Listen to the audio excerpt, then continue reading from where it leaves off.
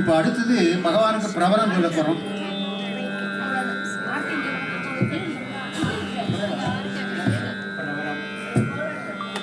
இப்போ பக்தாளில் யாராவது கோலாட்டத்துக்கு கலந்துக்கணும்னா ஜென்ஸுக்கு தனியாக லேடிஸ் தனியாக ஒரு கோலாட்டம் வச்சுருக்கோம்.